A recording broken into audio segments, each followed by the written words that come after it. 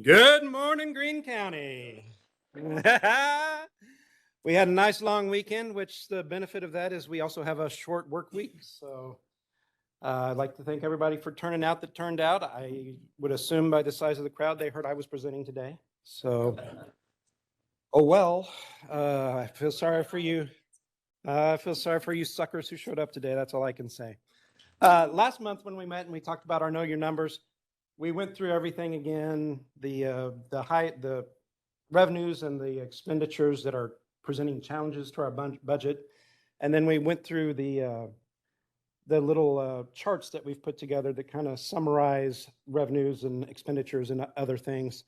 I thought today we would just spend the whole day on the 4 different graphs and talk about those graphs. So when we look here, we have our general revenue graph. And again, the green line is actual cash balances. And so we're looking at things through April of this year. And you notice that the green line is $4.9 million higher than the black line, which is the budget line.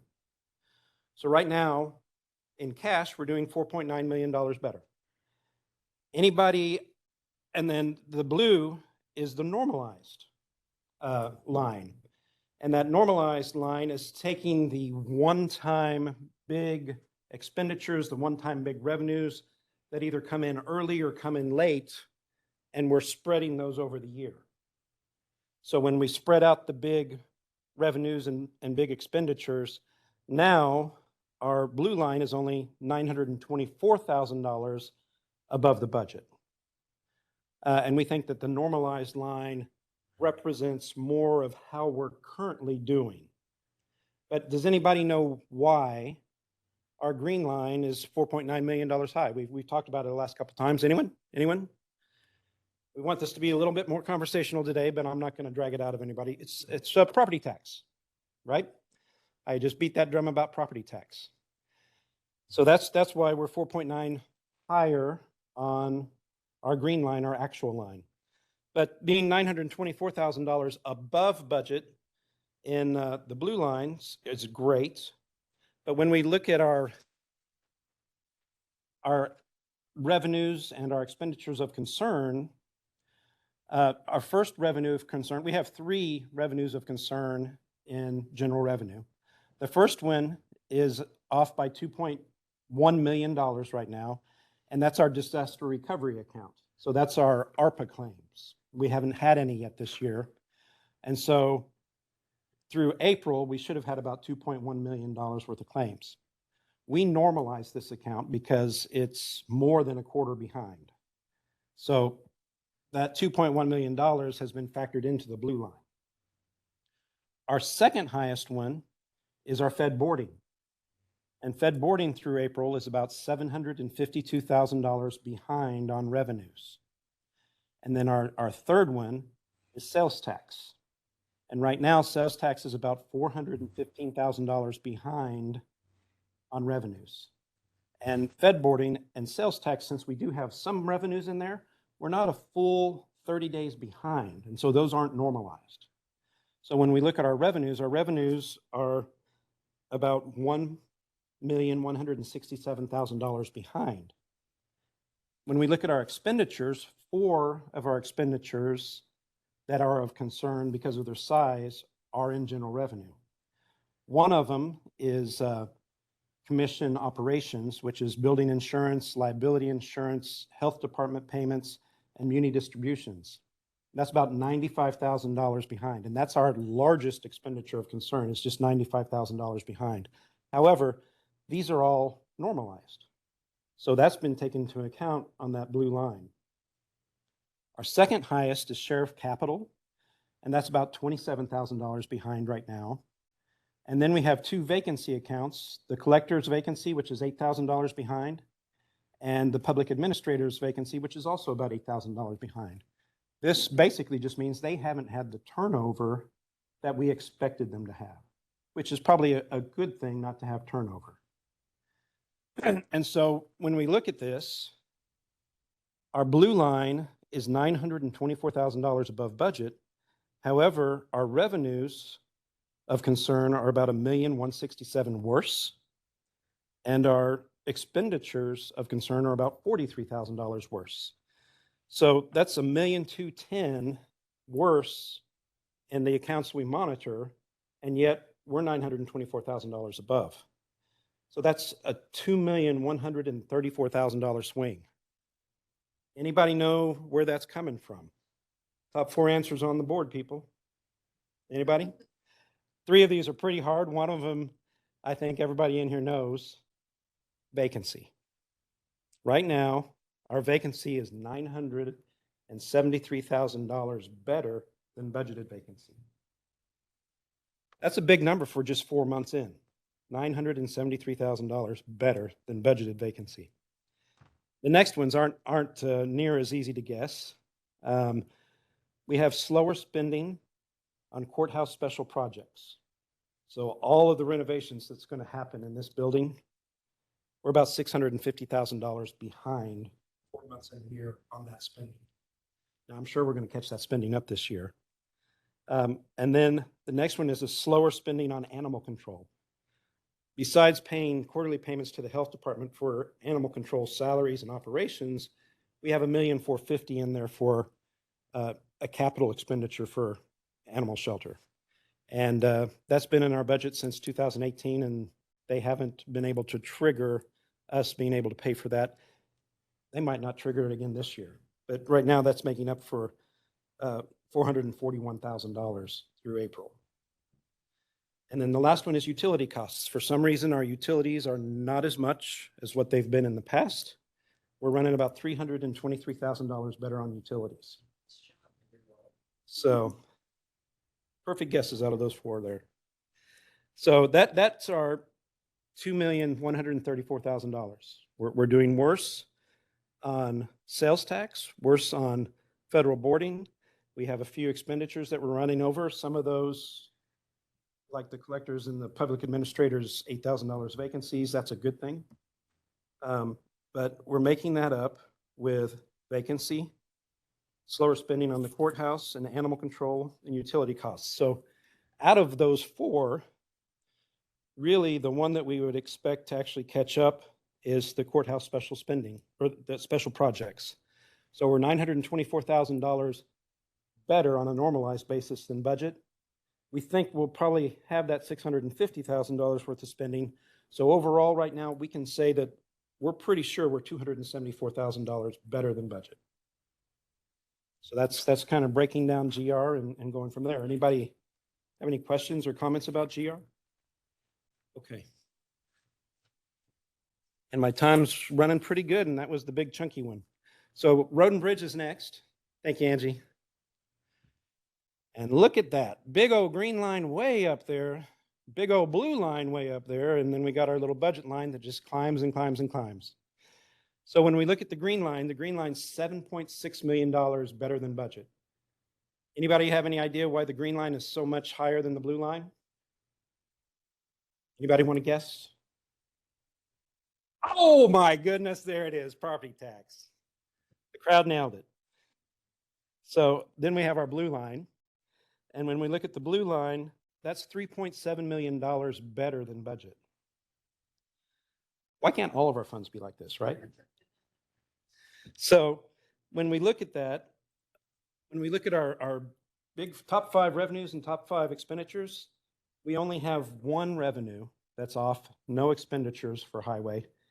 And that one revenue is about $892,000 different. And that's special bridge projects. However, this is a revenue that's normalized. So that normalization is already in the blue. So when we look at our normalized expenditures to budget, that $3.7 million, there's not an explanation in our typical things that we look at. So I've got the top five items here. One of them is vacancy. He said it. Nice. You know, anytime anybody speaks up, I'm just going to make fun of you. So I know you're going to be quiet from now on. Vacancy in excess of budget is $562,000 out of our $3.7 million. When we look at other things, there was a special revenue that came in this year that wasn't anticipated. Crystal, remember anything about that? No, no. Justin, you remember anything about that? We sold some lots in the industrial partnership. So they got $678,000 more in revenue from a sale of lot in the industrial park. And so that was unexpected. So that's $678,000 we didn't anticipate. But of all the funds that we have that need the money, I think this is the one. Yes, sir. Sales price on those lots? Sure. Just keep asking For a friend. And then another item that we're doing very well on, well above budget, $148,000 better than budget through the first 4 months of the year, interest. So 678 on revenues, $148,000 on interest. Thank you, Treasurer. And $562,000 on vacancy. The other two accounts are accounts where we think the dollars not being spent right now are going to be spent later on. So we have new road construction. It has a budget of $8.2 million. And right now it's $1,152,000 behind pace. And then we have bridge replacement, which that budget's $4.7 million. And right now it's $1 million behind pace. So with those three first categories, we talked about vacancy, the sale of the partnership lots, and interest, along with new road construction and bridge replacement. That's why we're $3.7 million ahead. Now on the new road and bridge replacement, that's going to be $2.2 million out of that $3.7 million. So we anticipate that new road construction and bridge replacement will happen. It will just happen later in the year. So what you should see with that blue line is there's going to be a point where that blue line turns and it's going to come down more towards the budgeted black line once that spending starts kicking in.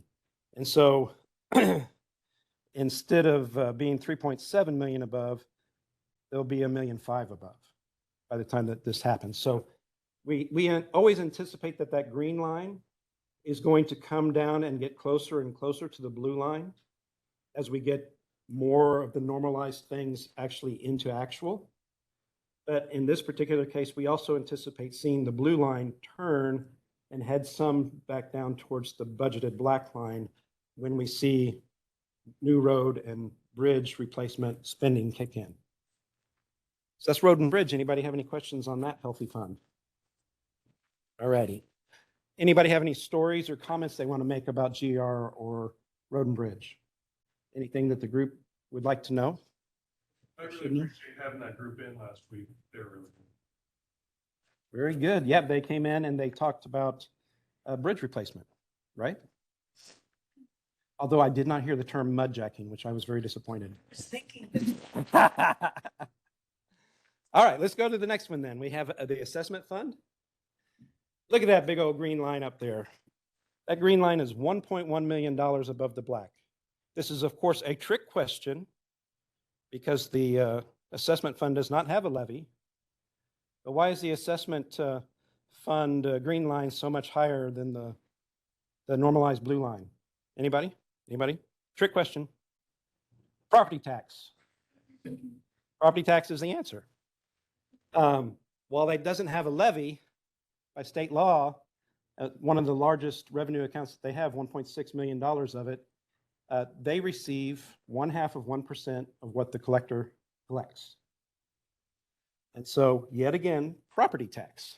When that green line's high at the beginning of the year, that's pretty much our answer. When we look at the blue line, the normalized line, we're about $102,000 above budget. So this is by far the best fund that we have for mirroring our budget. When we look at that, we have one expenditure that's on our big expenditure list that we follow, and it's $13,000 ahead of budget on spending, and that's that computer maintenance line, which we talk about that. And that's actually normalized, so that's also in the blue line already. So there's really nothing of our exceptions that we monitor that isn't in that blue line.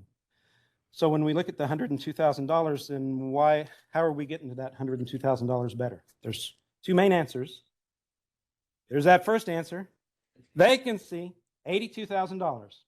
So $82,000 more in vacancy than budgeted vacancy. And then our last one is $36,000, and that's mainly spending on consultants and contract labor.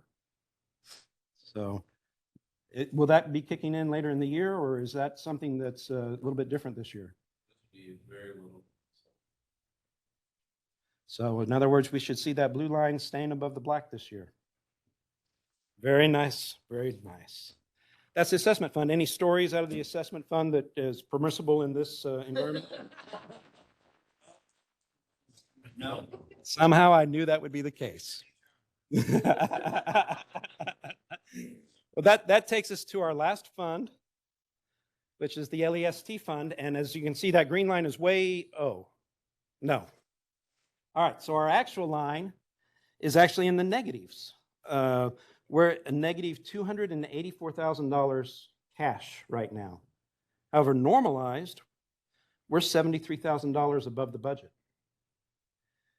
So obviously, property tax is not our answer here.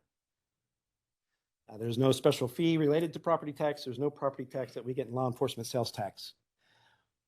What happens here is that part of the budget is that general revenue is supporting this fund to the tune of a $1.7 million transfer at the end of the year. So that amounts through April to about $572,000. That is normalized, so it shows up in the blue line. So that $572,000, the green line is $412,000 below budget. So if we add $572,000 worth of normalized transfer at the end of the year, we're at that blue line above the budget. So that's the main thing that we're seeing here, is that the spending is kind of happening as we expected, actually a little better, but we don't do the transfer until the end of the year. Now there's three main items that make up the $326,000 difference that we have between the green and the blue. And of those, well, okay, we're $73,000 better than budget, but sales tax is $253,000 worse, and that's the only revenue that we're monitoring right now that affects LEST. So that 253 and the 73,000 makes up a swing of $326,000 between us being where the green line is and us being where the blue line is. So there's three main accounts, top three items on the board. What do we think those three items are that make up that $326,000? Vacancy. Thank you, crowd. That's perfect. Vacancy is $77,000 of that 326. The next item is a jail operational amount, and it's one of the larger jail expenses that they have that's not personnel related, and that's jail food. Right now, jail food is about $118,000 better than budget through the end of April. Some of that is that the jail population is a little lower than what we expected. And some of that's probably timing in the billings that come in. But through the end of April right now, we're about $118,000 better than budget. And then the last one is $115,000, but it really wasn't our money in the first place. So LEST1 is a half-cent tax, right? We only keep about 37% of LEST1. The rest of that gets distributed to the other municipalities. So when sales tax is down $253,000, $115,000 of that is just less in distributions out to the other cities. So our 326 is 77 vacancy, 118 jail food, and $115,000 in distributions.